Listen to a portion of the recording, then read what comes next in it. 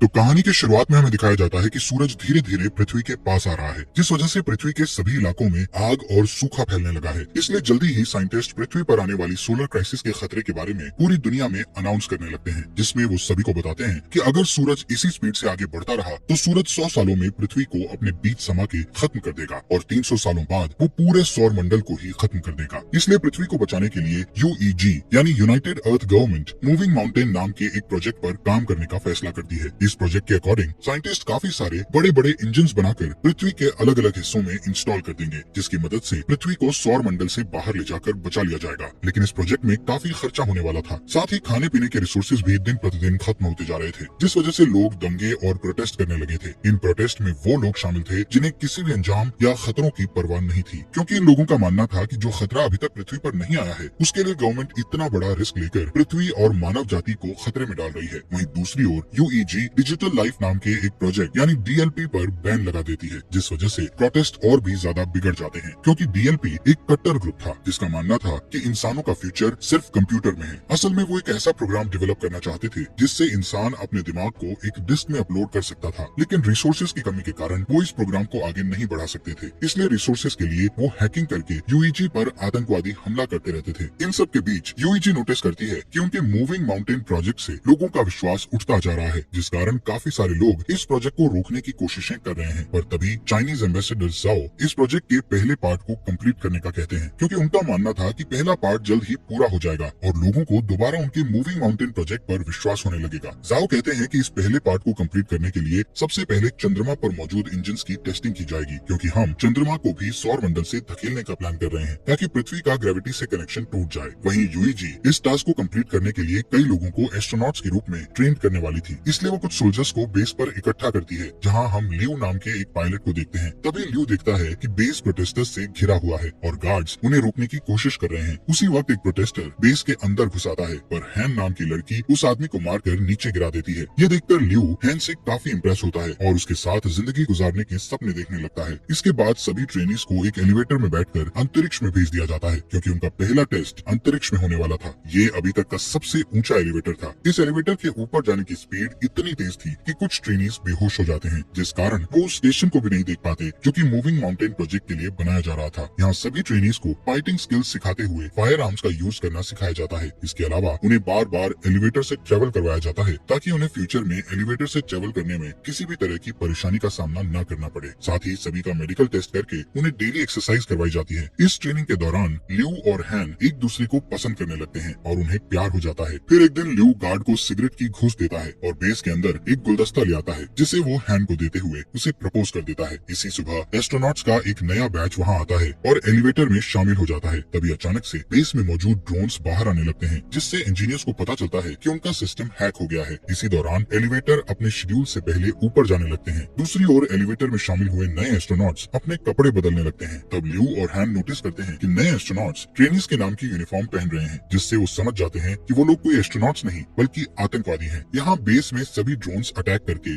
आग लगाने लगते हैं, जिन्हें रोकने के लिए पायलट उन पर अटैक करते हैं, लेकिन ड्रोन्स पर निशाना नहीं बना सकते थे, क्योंकि साइंटिस्ट ने सिस्टम को इस तरह बनाया था कि वो अपने ड्रोन्स पर अटैक न कर सके। वहीं ड्रोन्स हैक हो चुके थे, इसलिए वो सिस्टम पर अटैक कर रहे थे। इस तरह अटैक करते हुए ड्रोन्स एक एलिवेटर को नीचे गिरा देते हैं। दूसरी तरफ एलिवेटर में आतंकवादी सभी ट्रेनीज से उनकी आईडी चुराते हैं और सभी गेट्स को बंद करके ट्रेनीज की कुर्सियों को लॉक कर देते हैं। यहाँ जो भी उन लोगों को रोकने की कोशिश करता है उन्हें बुरी तरह पीटा जाता है। इस एलिवेटर के दूसरे रूम में लियू होता है, जो कि अपनी कुर्सी छोड़ देता है और अपने चश्मे का यूज करके गेट की लॉक स्क्रीन को धूप से जलाकर गेट ओपन कर लेता है। इस गेट की दूसरी साइड जाकर लियू देखता है कि उसका एक साथी बुरी तरह घायल है, क्योंकि आतंकवादियों ने उसे बुरी तरह पीटा था। इसलिए लियू उन आतंकवादियों के पीछे जाता है और उनसे लड़ने लगता है। इस फाइट में एक आतंकवादी ऊंचाई से गिरकर मर जाता है, जिसके बाद लियू एक फायर एक्सटिंग्विशर को लेकर दूसरे आदमी का पीछा करता है। इस बीच वो आतंकवादी चोरी की गई आईडी से एलिवेटर को स्टेशन तक पहुंचा देता है। ठीक उसी समय ड्रोन उन पर एक मिसाइल से अटैक करते हैं। इस दौरान बेस में साइंटिस्ट 550C नाम के इंटेलिजेंट क्वांटम कंप्यूटर की मदद से सिस्टम को हैकर से सेव कर लेते हैं, जिसके तुरंत बाद ड्रोन्स जमीन पर गिरकर ब्लास्ट हो जाते हैं और फिर साइंटिस्ट द्वारा एलिवेटर को वापस नीचे खींच लिया जाता है। यहाँ लियू अभी भी उस आतंकवादी से लड़ रहा था। तभी हैन एक मैकेनिकल हाथ की मदद से विंडो को तोड़ती है और लियू के पास आकर उस आतंकवादी को मारने में उसकी मदद करती है। इसके बाद हैन गुस्से में लियू से दोबारा फ्लावर्स मांगती है, क्योंकि इस फाइट के दौरान उसके सभी फ्लावर्स टूट चुके थे। तभी अचानक से उसका स्टेशन बेस पर गिरने लगता है, क्योंकि उस आतंकवादी ने मरने से पहले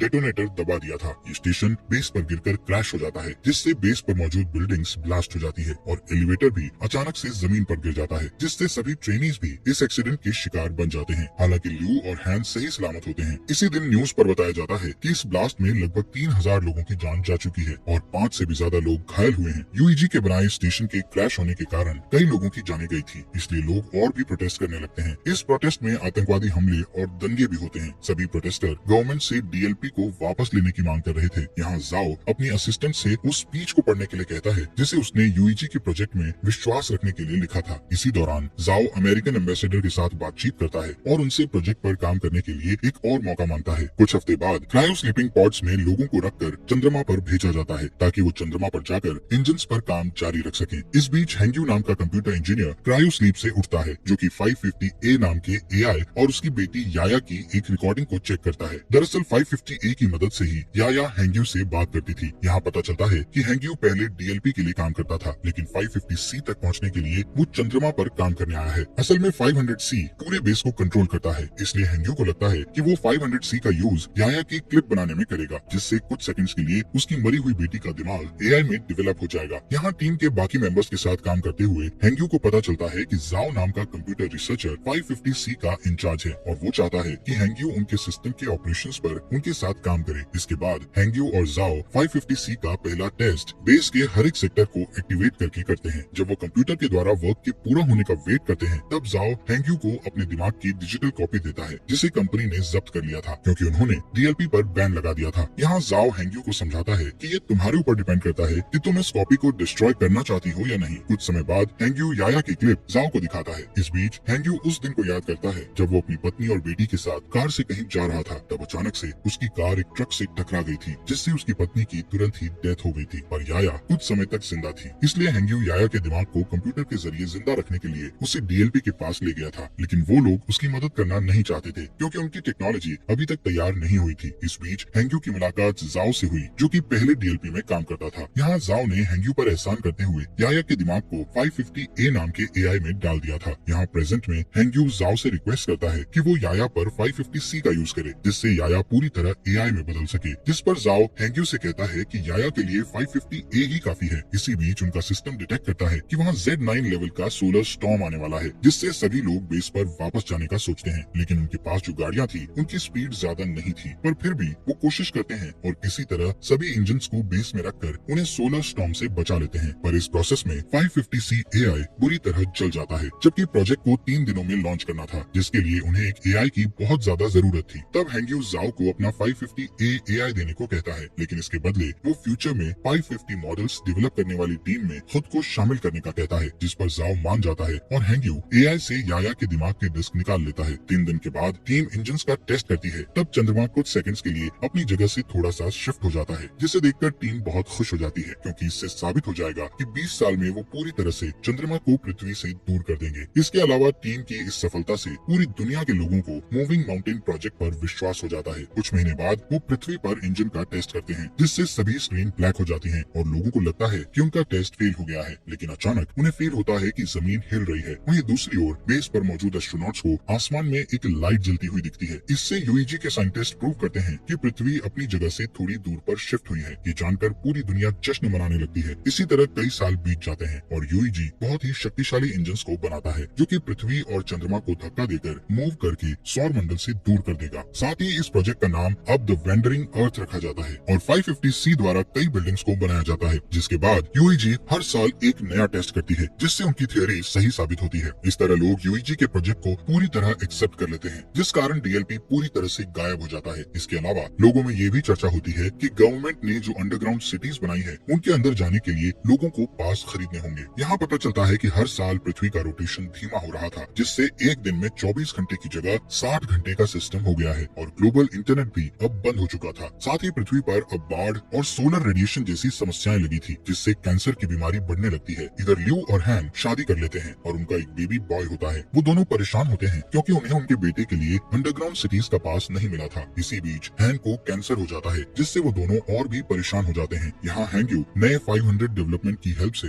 याया के लिए एआई बनाता है, जिसे वो 550W का नाम देता है। यहाँ हमें बताया जाता है कि स्टेशन को गिरे हुए 14 साल बीत चुके हैं और और अब ल्यू मेजर की पोस्ट पर आ चुका है। एक दिन ल्यू को अंतरिक्ष में भेजने के लिए उसका इंटरव्यू लिया जाता है। यहाँ 550W उसका इंटरव्यू लेता है और बताता है कि ल्यू की स्किल्स इम्प्रेसिव हैं। इसके अलावा 550W ल्यू की फैमिली में हो रही परेशानियों के बारे में भी बताता है और कहता है कि ल्यू को पृथ्वी पर रहकर अपनी फैमिली की देखभाल करनी चाहिए। जिस पर ल्यू कहता है कि मुझे अपनी फैमिली को पीछे छोड़ने का दुख है, लेकिन मुझे अपने बेटे को अंडरग्राउंड सिटी में भेजने के लिए बेस पर आकर काम करना पड़ेगा। यहाँ मिरर के दूसरी साइड प्रोजेक्ट के इंचार्ज साइंटिस्ट इस इंटरव्यू को सुन रहे थे, जिसमें हैंग यू ल्यू की बातें सुनकर अपनी बेटी की याद करने लगता है। इसके बाद 550W बताता है कि हैन की जल्दी ही डेथ होने वाली है, जिस कारण ल्यू पूरी तरह से टूट जाएगा और स्ट्रेस टेस्ट में फेल हो जाएगा। इंटरव्यू के बाद ल्यू हैन के साथ टाइम स्पेंड करने के लिए हॉस्पिटल जाता है, जहाँ हैन कहती है मैं आखिरी बार अपने होम टाउन को देखना चाहती हूँ, पर मौसम की समस्याओं के कारण उसे होम टाउन में ले जाना बहुत मुश्किल था। इधर हैंग यू ल्यू की बातों से इतना इमोशनल हो गया था कि वो चोरी से बेस में घुसकर याया के दिमाग को 550W से जोड़ देता है और उसे सिस्टम में देखने लगता है, जिससे वो इमोशनल होकर रोने लगता है। तभी जाओ गार्ड्स के साथ वहाँ आ जाता है और हैंग यू को समझाने लगता है कि उसे याया की डेथ को एक्सेप्ट करना होगा, जिस पर हैंग यू मना कर देता है और याया को पूरी तरह से 550W में अपलोड कर देता है, जिससे चंद्रमा के सिस्टम में तुरंत प्रॉब्लम आना शुरू हो जाती है और सभी इंजन फेल होने लगते हैं। इसके बाद गार्ड्स हैंग यू को पकड़ लेते हैं और अपने साथ ले जाते हैं। इधर जाओ याया की डिस्क को निकालकर 550W AI को बंद कर देता है। इस बीच ल्यू अपने पुराने दोस्तों के जरिए एक जेट उधार लेता है और हैन को उसके होम टाउन ले जाता है। कुछ ही समय में वो शंघाई सिटी में लैंड करते हैं, जो कि अब बर्फ से जमी हुई बंजर जमीन बन चुकी थी। दोनों सितारों को देखते हुए बातें करते हैं, जहाँ हैन ल्यू से कहती है कि मैं समय आने पर शान से मरना चाहती हूँ। यहाँ यूईजी के लोग हैंग यू के द्वारा की गई सिस्टम प्रॉब्लम्स के बारे में बात करते हैं और नोटिस करते हैं कि ये उस हैकिंग की तरह ही है जो कुछ सालों पहले ड्रोन और एलिवेटर के साथ की गई थी। इसलिए सभी 550W के सिस्टम को हैक करके सही करने का सोचते हैं, लेकिन वो हर बार ब्लॉक हो जाते हैं। तभी अचानक चंद्रमा के इंजन ब्लास्ट हो जाते हैं, जिससे चंद्रमा पृथ्वी की ओर आने लगता है। दूसरी तरफ जाओ समुद्र के पास खड़ा होता है और सभी देशों के लीडर्स को एक इमरजेंसी अलर्ट सेंड करता है, क्योंकि सुनामी धीरे धीरे बढ़ रही थी, जो जल्द ही जमीन से टकरा जाती है। इस इमरजेंसी के कारण ल्यू को भी वापस ड्यूटी पर बुलाया जाता है। वहीं लीडर्स पहले से ही अंडरग्राउंड सिटी को खोलना शुरू कर देते हैं, ताकि वो सुनामी से लोगों की जान बचा सकें। यहाँ ल्यू के मिशन पर जाने से पहले ही हैन की डेथ हो जाती है, इसलिए उनके बेटे को हैन के पिता अंडरग्राउंड सिटी में मिल जाते हैं। इस बीच जाओ यूईजी से सपोर्ट मांगते हुए कहता है कि उन्हें पृथ्वी के सभी परमाणु हथियारों का यूज करके चंद्रमा पर अटैक करना होगा, ताकि वो चंद्रमा को पृथ्वी से टकराने से रोक सकें, जिस पर सभी देश अपने अपने हथियार सौंपने के लिए मान जाते हैं। इस बीच जाओ हैंग यू से मिलने के लिए जेल में जाता है और उसे बताता है कि वो पृथ्वी के इंजन को जल्द से जल्द एक्टिव करना चाहते हैं, लेकिन इसके लिए उन्हें ग्लोबल इंटरनेट को फिर से एक्टिव करना पड़ेगा। साथ ही जाओ बताता है कि इंटरनेट का एक सर्वर पानी में डूब गया है, जिसकी केयर करने के लिए उन्हें हैंग यू की जरूरत है, लेकिन हैंग यू जाओ की बात नहीं मानता है। तब जाओ उसे याया के दिमाग की डिस्क दिखाकर उसे ब्लैकमेल करता है, जिससे हैंग यू को उसकी बात माननी पड़ती है। इसके बाद हम देखते हैं कि परमाणु को ट्रांसपोर्ट करने के लिए ल्यू के साथ साथ कई पायलट को चुना जाता है। वहीं पृथ्वी पर मिसिंग इंटरनेट सर्विस की देखभाल के लिए 3 टीम्स को बीजिंग, टोक्यो और डैलस भेज दिया जाता है। इसके बाद चुने हुए पायलट्स शटल्स के साथ चंद्रमा के लिए रवाना हो जाते हैं, जहाँ अंतरिक्ष में एस्ट्रॉइड्स प्लैनेट तेजी से शटल से टकराने लगते हैं, जिससे कई शटल्स क्रैश हो जाते हैं और टीम को 200 हथियारों का लॉस हो जाता है। इस वजह से अब उनके पास सिर्फ 180 हथियार ही बचे होते हैं। थोड़ी ही देर में बाकी के शटल्स चंद्रमा की सतह पर आ जाते हैं, लेकिन तभी एस्ट्रॉइड्स एक शटल को हिट कर देता है, जिससे ल्यू की शटल भी क्रैश हो जाती है। इसलिए उन्हें मजबूरन जमीन पर उतरना पड़ता है। इस दौरान उन्हें 384 हथियारों का फिर से लॉस हो जाता है। यहाँ बचे हुए लोग टेप को ढूंढने लगते हैं, ताकि वो उनके टूटे हुए हेलमेट को ठीक करके अपने घाव पर पट्टी कर सकें। इसके बाद वो लोग तय करते हैं कि वो लोग बचे हुए हथियारों को पैदल ही चंद्रमा पर फिट कर देंगे, पर ल्यू नहीं चाहता था कि इस काम को करके यंग लोग मारे जाएं, इसलिए वो अकेला शटल से बाहर आकर गेट को बंद कर देता है। यहाँ पृथ्वी पर तीनों टीम्स सर्वर की जगह पर पहुंचकर पानी के नीचे चली जाती हैं, जहाँ ड्रोन और स्पेशल टूल्स की मदद से हैंग यू की टीम बिल्डिंग में जाती है और सर्वर का दरवाजा ढूंढने लगती है। लेकिन जब वो दरवाजे को जबरदस्ती खोलते हैं तो उनका एक आदमी बुरी तरह घायल हो जाता है। तब जाओ उसके घावों को सही करने की कोशिश करता है, लेकिन उनके पास घाव को ठीक करने के लिए कोई सामान नहीं था, जिस कारण उस आदमी की डेथ हो जाती है। जिसके बाद हैंग यू और जाओ इंटरनेट को वापस लाने के लिए कनेक्शन बनाने का डिसीजन लेते हैं। दूसरी तरफ ल्यू हथियारों को एक ट्रक से ले जाने लगता है। तभी अचानक चंद्रमा का मलबा पृथ्वी से टकराता है, जिस वजह से बिल्डिंग्स हिलने लगती है और कुछ हार्डवेयर जाओ के पैर पर गिर जाते हैं, जिससे वो बुरी तरह फंस जाता है। तभी उस रूम में पानी भरने लगता है। दूसरी ओर हैंग यू अपने ड्रोन की मदद से भी रूम का गेट नहीं खोल पा रहे थे, इसलिए जाओ उसे जल्दी से पासवर्ड की दे देता है, पर इस दौरान जाओ की पानी में डूबने से डेथ हो जाती है। इसके बाद चंद्रमा का मलबा पृथ्वी की मेजर लोकेशंस को डिस्ट्रॉय करने लगता है, जिससे अंडरग्राउंड सिटीज में जा रहे लोग पैनिक होने लगते हैं। वहीं यूईजी में जाओ को बुरी खबर मिलती है कि उनके पास परमाणु हथियारों का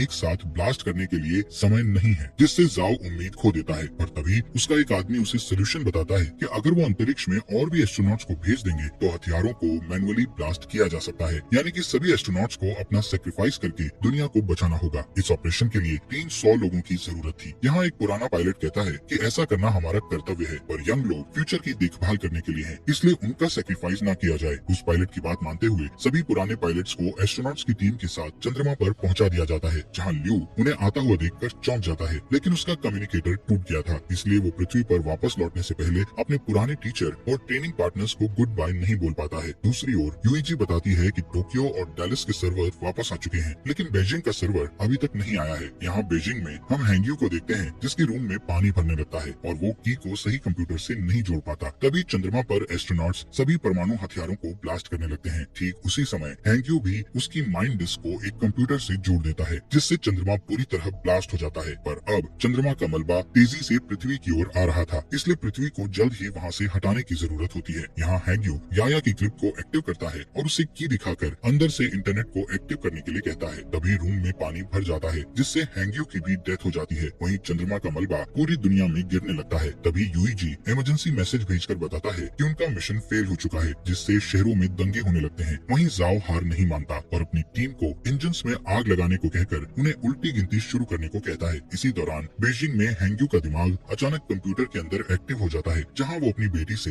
दोबारा मिलकर बहुत खुश होता है। इसके बाद हैंग्यू एआई में जाकर इंटरनेट सर्वर को एक्टिव कर देता है। तभी जाओ के आदेशों का पालन करते हुए एक आदमी इंजन्स को स्टार्ट कर देता है और फिर देखते ही देखते पृथ्वी मूव करने लगती है और चंद्रमा के मलबे से बच जाती है। ये देखकर पूरी दुनिया के लोग जश्न मनाते हैं। यहाँ ल्यू शटल से ही पृथ्वी को हिलते हुए देखता है, इसलिए वो जल्दी से वीडियो रिकॉर्ड करता है ताकि वो अपने बेटे को ये सीन दिखा सके। दूसरी ओर हैंग्यू और याया के दिमाग का बैकअप 550W में एक साथ मिक्स हो जाता है। इसके बाद हमें 7 साल बाद का सीन दिखाया जाता है, जहाँ पृथ्वी वापस से 24 आवर के सिस्टम में आ चुकी है और जाओ रिटायर हो चुका है, लेकिन अब उनके असिस्टेंट यूईजी में उनकी लेगेसी को आगे बढ़ा रही है। अब क्योंकि चंद्रमा से उनको कोई भी खतरा नहीं है, इसलिए वो अपने प्लान का सेकंड पार्ट शुरू करते हैं, जिसमें वो 10 साल के अंदर जुपिटर प्लेनेट के पास से उड़ेंगे और फिर पृथ्वी को हमेशा के लिए सौर मंडल से बाहर कर देंगे। इसलिए इंजन्स पर नजर रखने के लिए एक स्पेस स्टेशन बनाया गया है, जिसका इंचार्ज ल्यू है। और इसी के साथ ये मूवी यहीं पर खत्म हो जाती है।